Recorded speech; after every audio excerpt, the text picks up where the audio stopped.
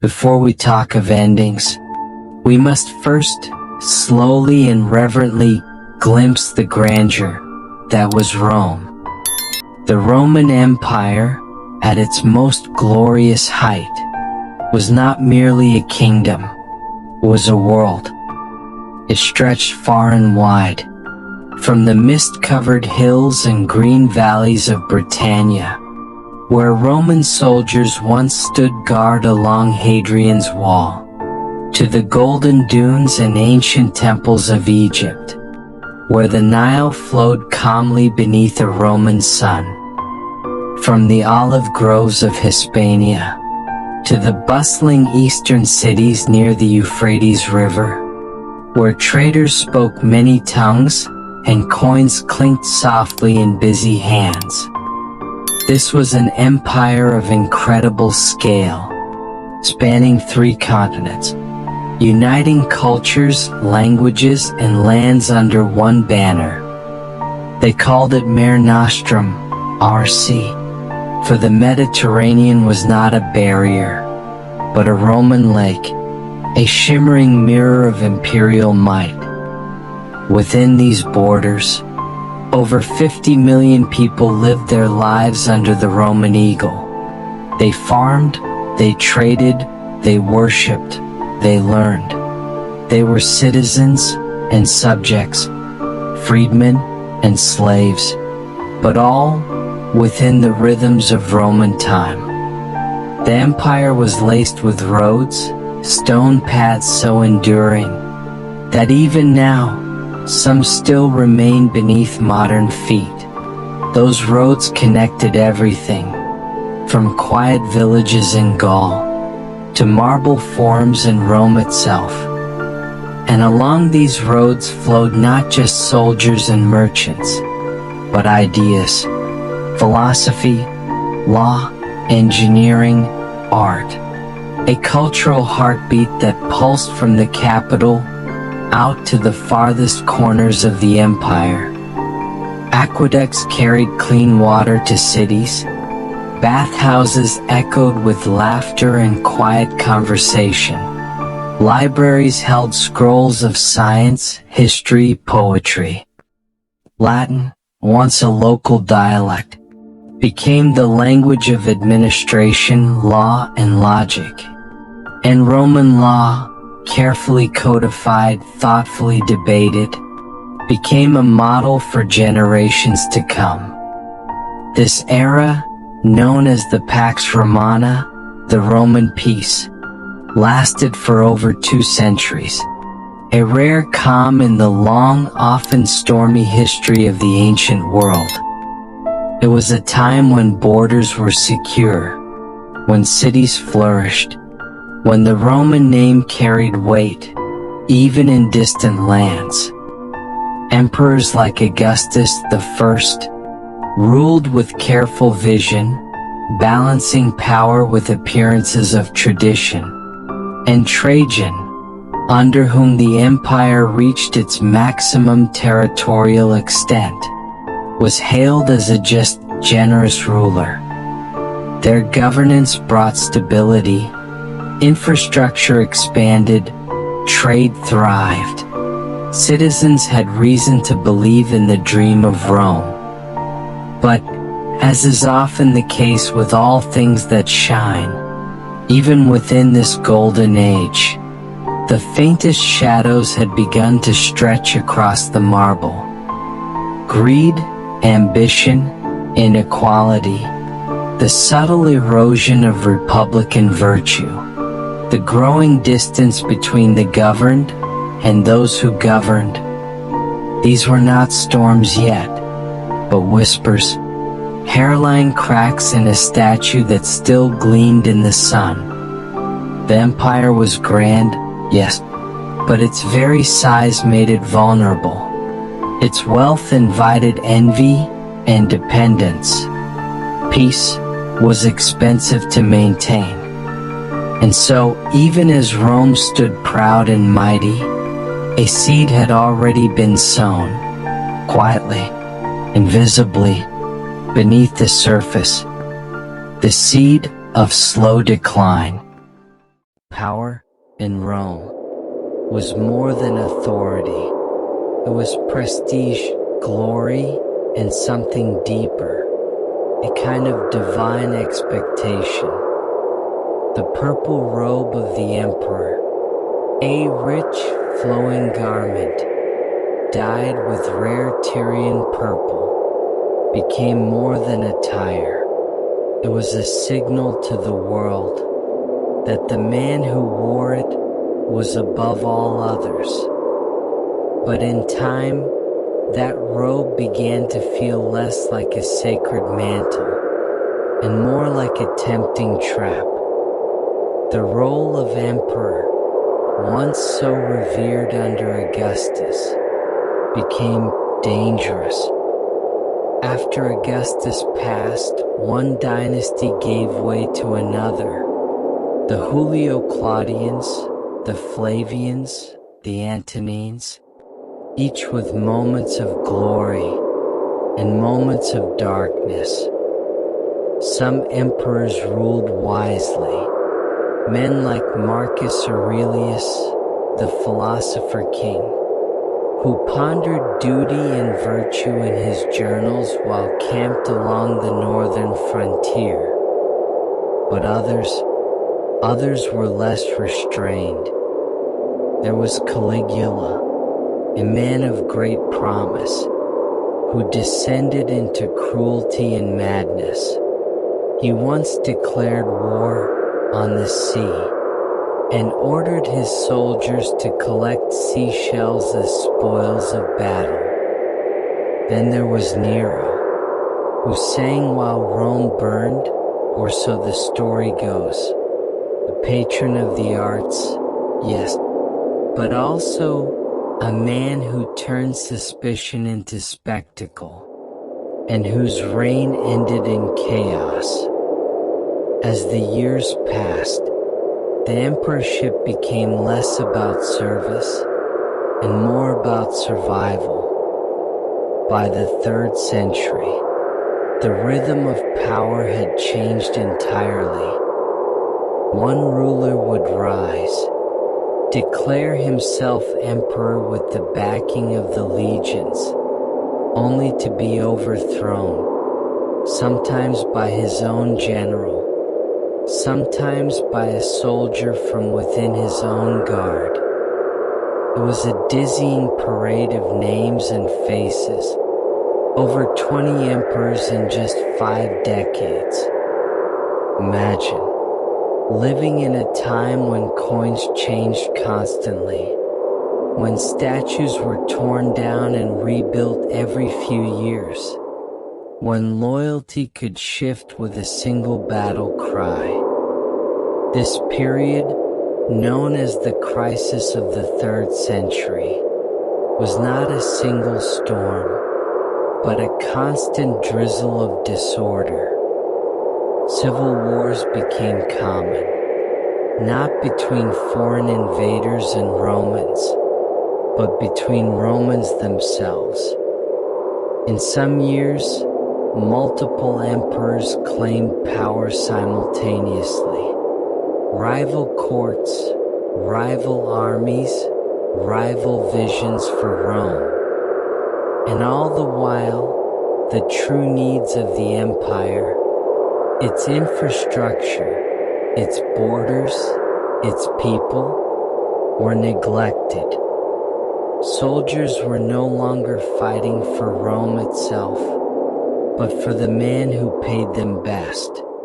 Loyalty was no longer to the Senate or the Republic, but to the purse, to the general, to survival. The very institutions that had once made Rome strong, its Senate, its civic traditions, its shared identity, began to weaken. They weren't destroyed outright, but they were quietly, slowly eroded. Think of a grand column, not toppled in a storm, but worn down one grain at a time, by wind and time and indifference. And so Rome's political center began to hollow. It still looked strong on the surface. The capital still stood. Laws were still passed, coins still minted. But beneath it all, the empire's foundation had started to gently and irrevocably crack. As emperors rose and fell like leaves in a restless wind, the once unshakable stability of Rome faded, and something deeper, more fragile, took its place. Now, let us drift softly from the halls of emperors into the heart of everyday life, into the quiet hum of the Roman economy. Imagine the early centuries of the empire, the sun rising over the Tiber, shadows stretching across stone-paved streets, vendors setting up stalls, the smell of olives, wine, and warm bread in the air. Rome, in its youth, thrived. Ships carried grain northward from the lush, fertile lands of Egypt. From the east, merchants brought silk from China, spices from India, glassware from Syria. From the west came tin from Britannia, wool from Hispania, and wine from Gaul. Coins clinked in the hands of traders. Markets bustled with life, and the empire's roads, like veins, carried goods across thousands of miles. This flow of commerce was the quiet heartbeat of Roman civilization, and yet, like a gentle tide shifting, problems began to stir. At first, barely noticeable, but like a cold breeze through a crack in the wall, the signs were there. Rome had grown vast, and feeding such an empire required endless resources. Military campaigns were costly, monuments were grand, emperors, eager to leave their mark, spent freely. And so, the minting of coins increased, but Rome began to run low on silver. To stretch the supply, coins were debased. That is, their silver content was quietly reduced. More copper, less silver, and with that came inflation. At first it was mild, but over time, prices began to rise. The denarius, once trusted, once stable, lost its value. People noticed. Trust began to erode. And as trust faded, so did economic confidence. Wages struggled to keep up. Farmers and shopkeepers found it harder to plan, to trade, to thrive. And taxes. The empire's hunger for revenue was never-ending. To fund the army, the bureaucracy, the emperor's court, Rome taxed its people, heavily and often unfairly. Landowners were squeezed, merchants burdened, and small farmers, those who formed the backbone of the countryside, suffered greatly. Many abandoned their land altogether, unable to meet quotas. Others were bound to it by law, in a system that slowly, quietly began to resemble serfdom. Laborers couldn't easily leave their trades. Children were born into the same work as their parents. A sense of economic mobility faded.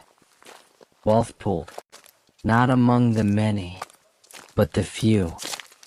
Senators, landlords, the elite, lived in great villas, dined on delicacies, enjoyed imported luxuries. But the middle class, the artisans, the modest merchants, the independent farmers, began to shrink, and as they faded, so too did the stability they once brought. For it is in the middle where societies often find their balance.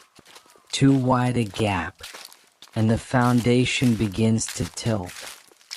Rome still looked prosperous from the outside. Temples stood tall, forums still echoed with voices. But beneath the marble facades, the economy had grown brittle. Like a well-kept facade hiding rotting beams, the structures remained upright, but the strength within was weakening. And yet, the Roman world continued forward, walking slowly toward a future that grew less certain with each passing year. The Roman legions. They were once the pride, the very heart of the empire, marching in perfect rhythm, shields glinting beneath Mediterranean sun, discipline etched into every step, every maneuver rehearsed with silent precision. These soldiers were more than warriors. They were symbols of order, of civilization itself.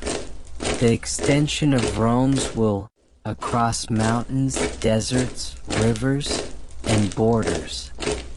They built bridges and roads. They kept watch at night along distant frontiers. And when needed, they fought with unmatched coordination and resolve. Their loyalty was once to something higher than any single man. They fought for Roma Aeterna, eternal Rome, for the Senate, for the people of Rome, for the laws, the gods, and the ideal. But time, as it always does, began to change things. The empire grew wider, heavier, more demanding. Its borders stretched farther than its heart could truly reach, and the burden of defending that immensity became nearly unbearable. Recruitment in Italy, once a point of pride and duty, began to wane. The sons of Roman farmers and craftsmen no longer rushed to enlist. The weight of war, the endless campaigns, had taken their toll. And so, the empire looked outward, to the lands just beyond the Rhine, to the peoples once called barbarians, fierce tribes like the Franks, the Goths, the Alemanni. They were strong and often eager to serve, hungry for land, for food, for a place in the Roman world. They came, some as allies, some as mercenaries. They filled the ranks, wore Roman armor, marched under Roman banners. And yet, something subtle had changed. Their loyalty was not inherited, not born of centuries of Roman tradition, but transactional, temporary, rooted in promises, in payments, in the strength of individual leaders. For some, Rome was a refuge, a place of opportunity or necessity. For others, Rome was a lesson. They came to learn her tactics, her formations, her weaknesses, to understand her cities, her politics, her ways. And when the time came, they used that knowledge not in defense, but in defiance. The army, once a single unified force, began to fracture. Cohesion dissolved.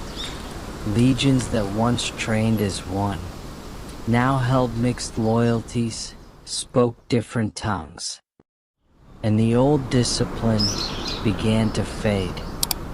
Generals became kings in all but name. Some defied the emperor outright. Others carved out territories, their own small empires within Rome itself.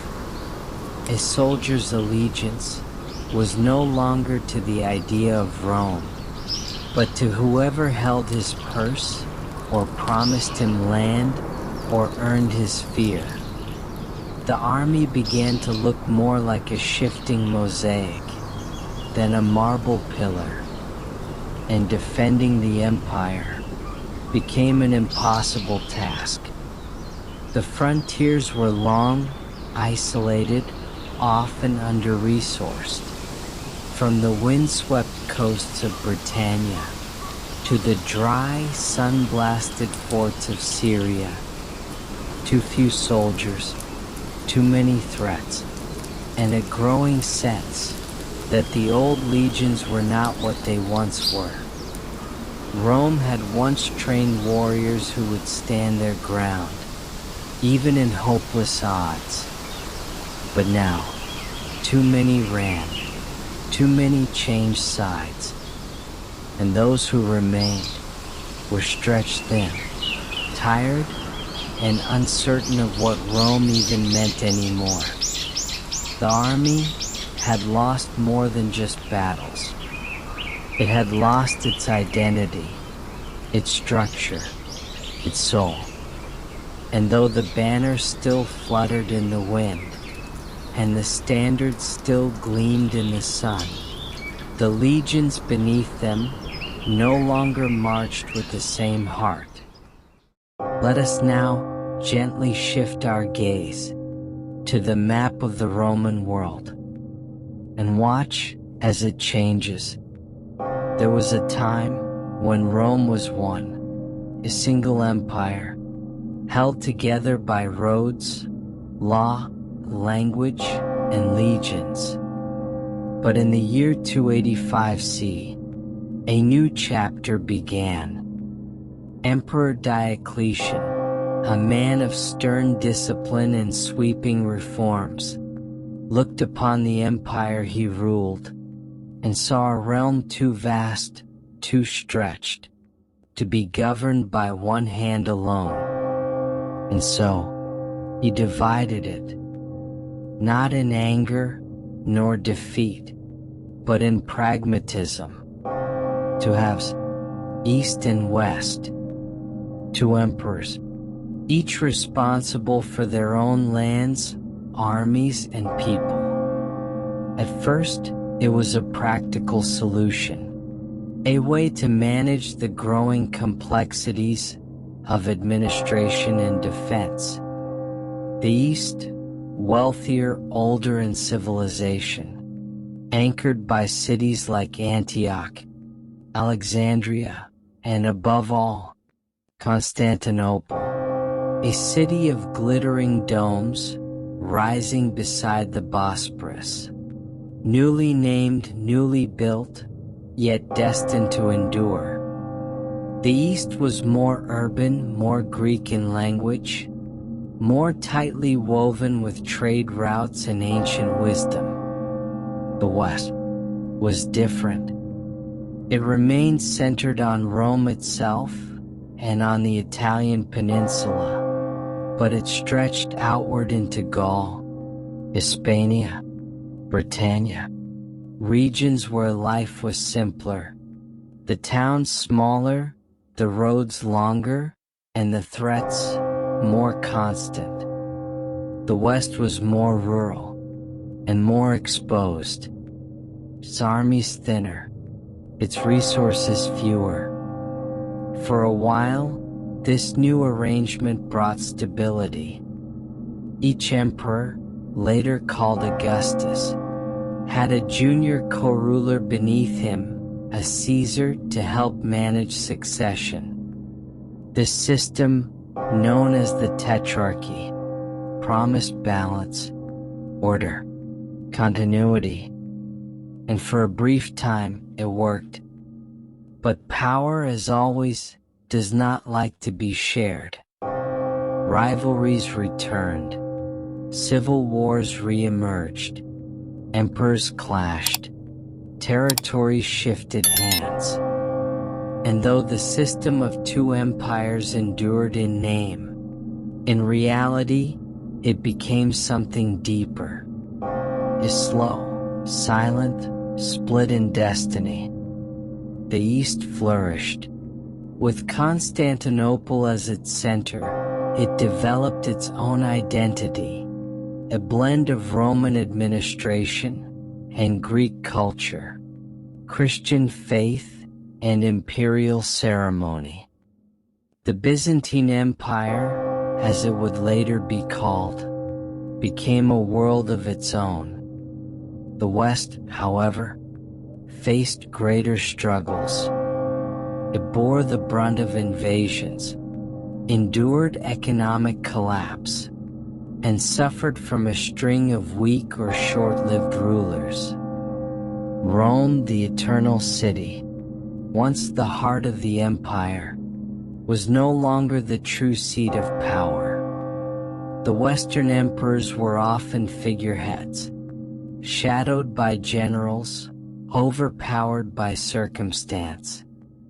And while the East held firm, fortified, wealthy, and bureaucratically sound, the West began to dim. Two halves, one legacy, but two paths.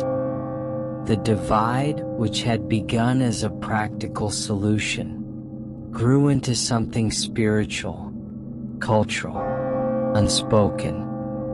One side looked forward, the other looked back. The East redefined itself. The West clung to fading glories. And though the empire still spoke of unity, still printed coins with familiar names, the truth was plain to those who lived it. Rome was no longer one. It had become two worlds, in mirror, in memory, and in fate. The sound of wind through pine forests, hooves softly pressing into damp earth, from the shadowed forest beyond the Rhine, and the wide, wind-swept steppes beyond the Danube, they came. Not all at once, not with grand battle cries or blazing torches, but slowly in waves, rippling gently at first, like a breeze across tall grass. The Goths, the Vandals, the Huns, different peoples, different customs, but all drawn westward, toward the edge of Rome.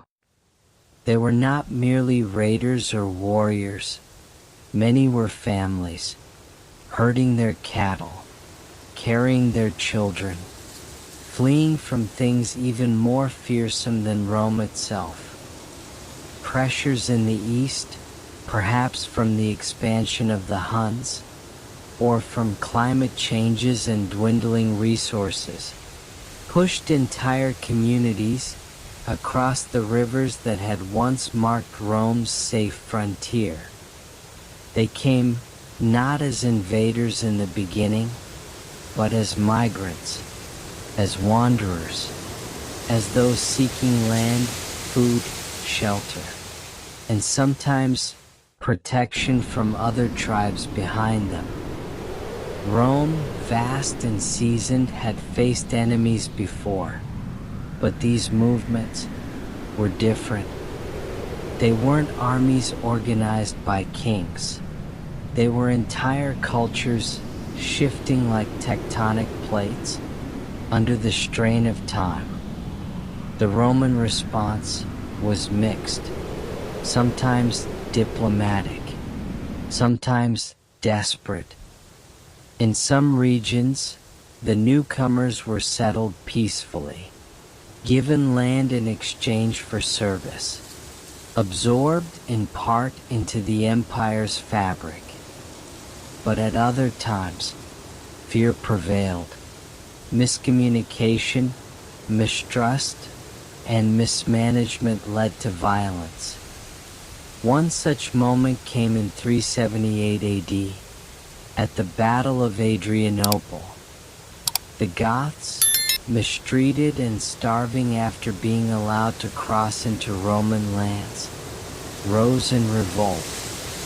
The Roman Emperor Valens underestimated them. He marched out without waiting for reinforcements. The result was devastating. The Roman army was crushed. Valens himself perished in the flames of battle.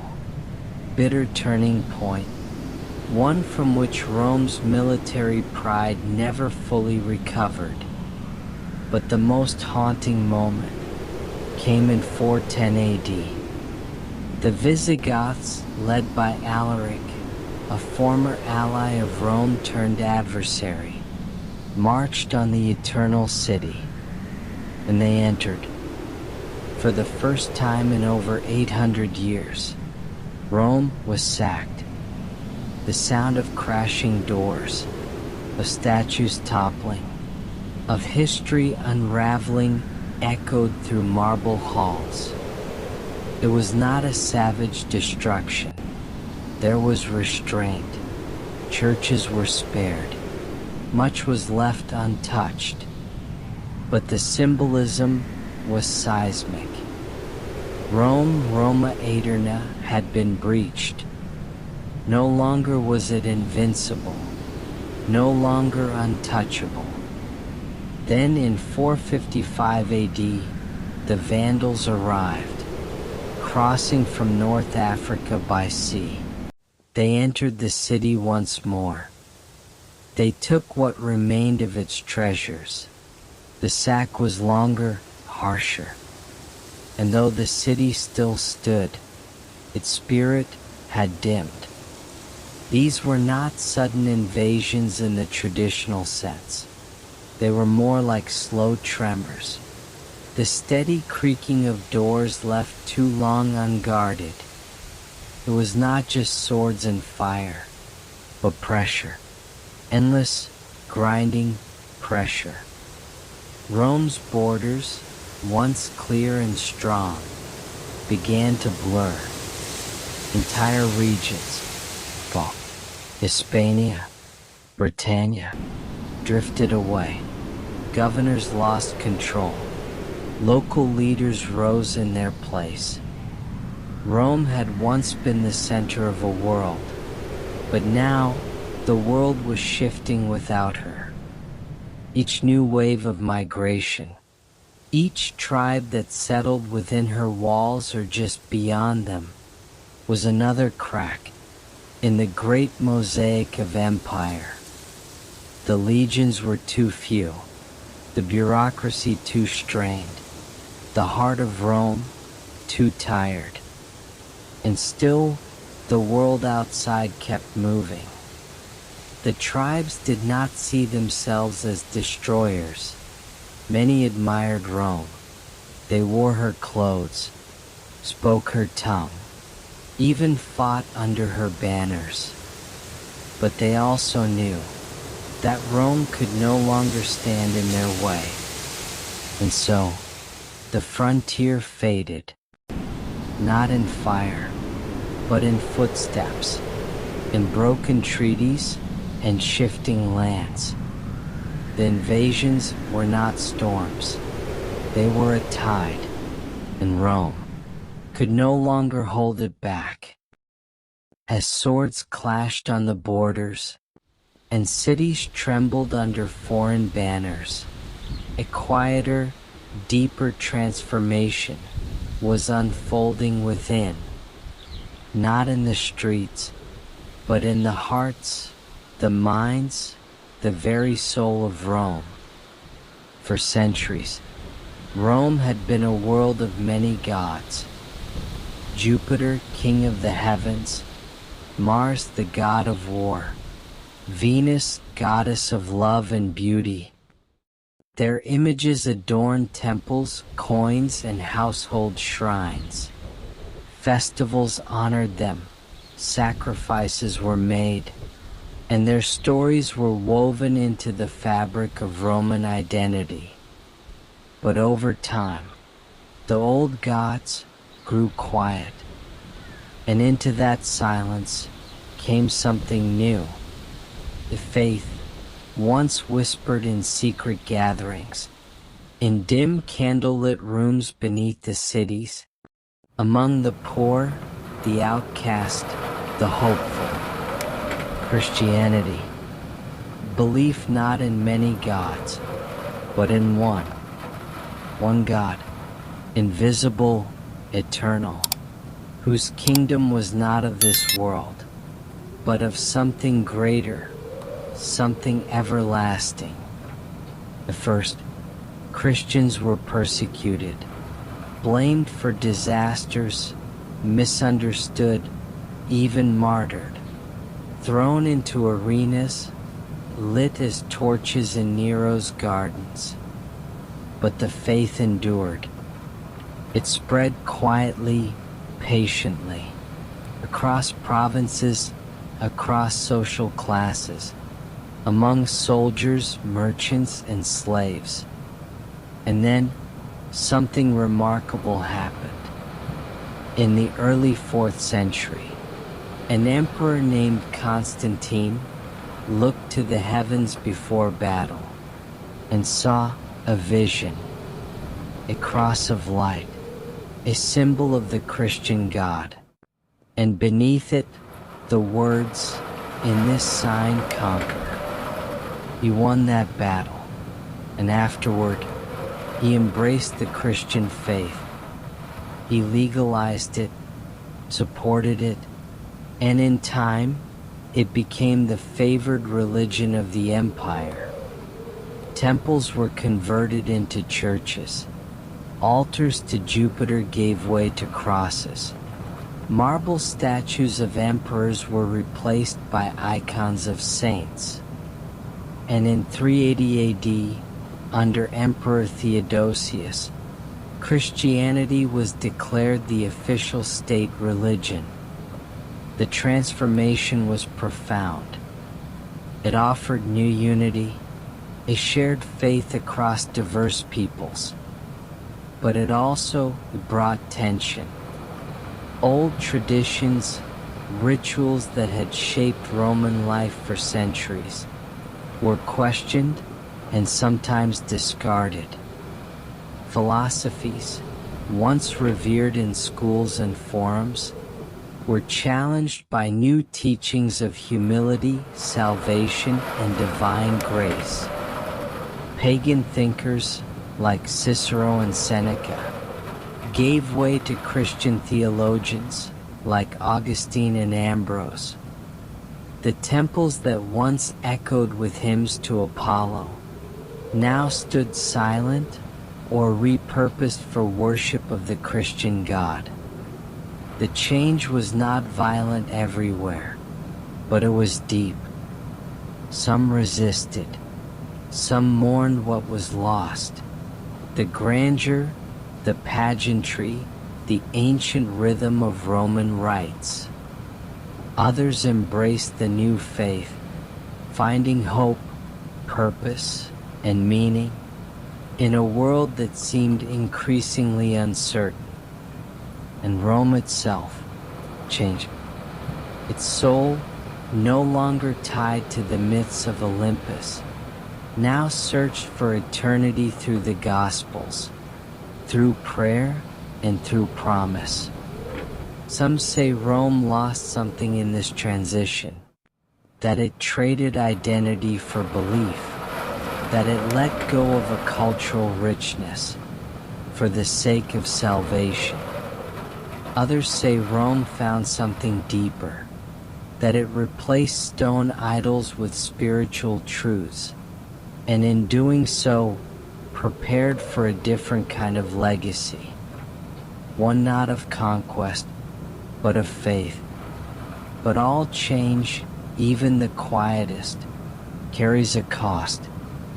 Tradition gave way to transformation, certainty to introspection, and the Rome that emerged from this spiritual rebirth was no longer the Rome that had once stood proud beneath the gods of the Forum. It was something else, something new, and yet still searching, still becoming. The wind brushes over broken columns, the soft hush of history settling into stone, a world exhaling its last breath. The Western Roman Empire did not end with a thunderclap. There was no final trumpet, no climactic clash upon a battlefield remembered through the ages. Instead, it ended the way an old song fades, note by note, line by line, until only silence remains. By the late 5th century, the Western Empire was a shadow of its former self. Once proud cities, now stood faded, some abandoned. Trade routes once bustling had quieted. Roads overgrown, bats cold, and monuments left to the creeping ivy in time. Power had shifted, not to rival nations, but to warlords, tribal kings, local rulers who now held sway over lands once governed from marble halls. In Rome itself, the Senate still met, but its voice was faint. The empire's capital had long since moved, first to Milan, then to Ravenna, safer, more distant, tucked behind marshes like a wounded bird nesting out of reach. And there, in Ravenna, ruled the last of Rome's Western emperors, a boy, Romulus Augustulus. Even his name felt like a quiet echo of former greatness. Romulus, like Rome's legendary founder. Augustulus, little Augustus, a name too large for so small a figure. He was not a ruler in command, but a symbol, a puppet in a crumbling court. And in 476 AD, that boy was quietly removed from the throne by a Germanic general named Odoacer. There was no slaughter, no desperate last stand, just a soft exchange of power. Romulus was spared, given a pension, and vanished from history like a candle snuffed by a passing breeze. And so it was the Western Roman Empire came to its quiet end. No legions rose in revolt. No people rallied in protest. They were tired, and Rome was tired too. But this was only the West. To the east, in Constantinople, the empire continued, and would continue for nearly 1,000 more years, as the Byzantine Empire kept the Roman name and Roman law and the language of governance, though now Greek was spoken in the streets. But the old Rome, of centurions and Caesars, of aqueducts stretching into the horizon, of Latin scrolls and marble columns, that Rome was gone, not erased, not destroyed, but transfigured. Its fall was not from a single wound, but from many small cuts. Political instability, economic strain, cultural shifts, religious transformation, invasions and migrations, military decline, and above all, time. Time which wears even the mightiest mountains down to hills. Time which crumbles empires not with violence, but with forgetfulness. And yet, Rome never truly disappeared. Its loss echo in legal systems today. Its roads still lie beneath modern ones. Its architecture inspires still. The stories are retold again and again. Even in its fall, Rome planted seeds in languages, in faith, in identity. Fall, yes, but also it transformed. And as the sun set on the empire of the West, the long twilight gave birth to something new, a world forever touched by the light of what had been. The hush of twilight, a single owl in the distance, stars blinking open above a quiet forum. And so, we return to the question, what caused the fall of the Roman Empire? Was it greed? Pride? The weight of too much land, too many people, too many years? Was it the marching feet of invaders? The rusting of swords? The silence of forgotten temples? Or perhaps, was it simply time? History, after all, does not move like a hammer. It moves like a river, winding, quiet, steady. In Rome, so vast, so layered, so full of dreams and contradictions, was always more than one thing. It was law and conquest, philosophy and spectacle, strength and fragility. Its fall cannot be pinned to one moment, or one man, or one mistake. It was a slow unweaving, turning of a great tapestry, thread by thread, until it became something new. It was politics unraveling, economy straining, faiths transforming, borders bleeding outward, and the soul of a civilization softly exhaling. Empires rise, and empires fall, as surely as stars burn bright and then fade into night. But nothing truly ends. Rome left behind more than broken statues and sunlit ruins. It gave the world its language, its roads, its laws, its calendars, its architecture, its vision of what civilization might be. In every parliament building, every courthouse, every cathedral built upon Roman stone, there is still a whisper of Rome. Even tonight, as the world around you quiets, and sleep gently gathers in the corners of your mind, perhaps you'll find yourself wandering those ancient streets, past columns bathed in moonlight, past fountains long dry, past voices speaking softly in Latin, carried on the breeze.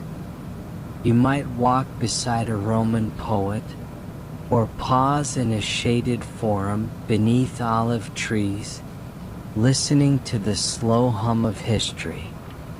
'Cause Rome, though fallen, never vanished.